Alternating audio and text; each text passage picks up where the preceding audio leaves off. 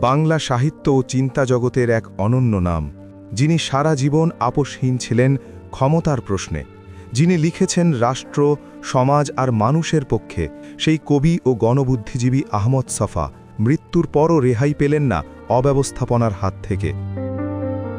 সরকারি কর্মচারীদের ঘুষ দিয়ে কিনতে হয়েছিল মাত্র ৩.৫ হাত মাটি। একজন রাষ্ট্রচিন্তক, এক প্রতিবাদী কণ্ঠস্বর শেষ পর্যন্ত জায়গা পেলেন সরকারি সাধারণ কবরস্থানে, তাও আবার টাকার বিনিময়ে।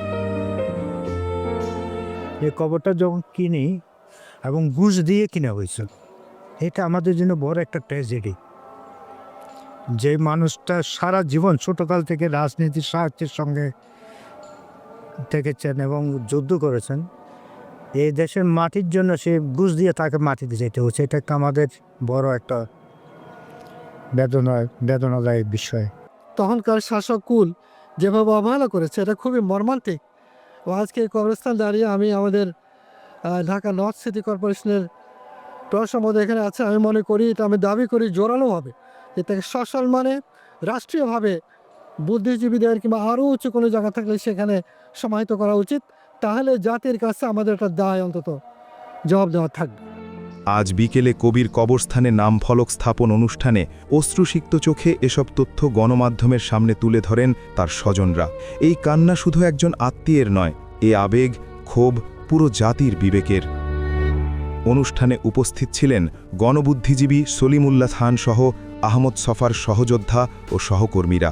তাদের কণ্ঠেও ছিল আক্ষেপ, ক্ষোভ আর প্রশ্ন। তিনি যা কল্পনা করেছিলেন, যিনি যে সমাজের স্বপ্ন দেখেছিলেন, সেটা এখনও ভবিষ্যতের গর্বে আছে। সেই অর্থে জনসাধারণের কবি বলছে, জনসাধারণের মনের যে আকাঙ্ক্ষা, সাম্যের আকাঙ্ক্ষা, সে তার মধ্যে আছে। আমরা ভোট দেওয়ার সময় সবাই সমান, কিন্তু জীবনের ধন সম্পদের বন্টনের সময় সবাই সমান নয়। এই যে পরস্পর বৈপরীত্য, এটা আহমদ ছফার চোখে পড়েছিল। এই চোখে পড়াটাকে আমি বলি বুদ্ধিজীবিতার লক্ষণ। ঘটনার পর নড়ে চড়ে বসেছে ঢাকা উত্তর সিটি কর্পোরেশন। ডিএনসিসির প্রশাসক মোহাম্মদ এজাজ স্থাপন করেন কবির কবরে নামফলক। মুক্তিযোদ্ধা এবং গণবুদ্ধিজীবীর কবরস্থান কেন আম জায়গায় হবে? এটা তো খাস হইতে হবে, স্পেসিফিক হইতে হবে। আমরা আজকে সকালবেলা এটা নিয়ে আলোচনা হয়েছে। আমরা আশা করি খুব দ্রুত আমরা এই কবরটিকে বুদ্ধিজীবীদের যে কাতারে, সেখানে আমরা রিপ্লেসমেন্ট করার ব্যবস্থা করব। প্রশ্ন থেকেই যায়, যে রাষ্ট্র তার জীবদ্দশায় তার কথা শোনেনি, সে রাষ্ট্র কি মৃত্যুর পর সম্মান দিলেই দায় শেষ করতে পারে? কবি আহমদ ছফা ছিলেন একাধারে সাহিত্যিক, দার্শনিক ও প্রতিবাদী কণ্ঠস্বর।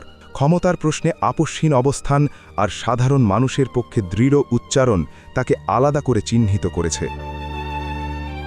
আজও তার লেখা প্রবন্ধ, কবিতা আর উপন্যাস সমাজ ও রাজনীতি নিয়ে ভাবতে শেখায়। কিন্তু নির্মম সত্য, এই মানুষটিকেই শেষ পর্যন্ত ঘুষ দিয়ে কিনতে হয়েছে নিজের কবর।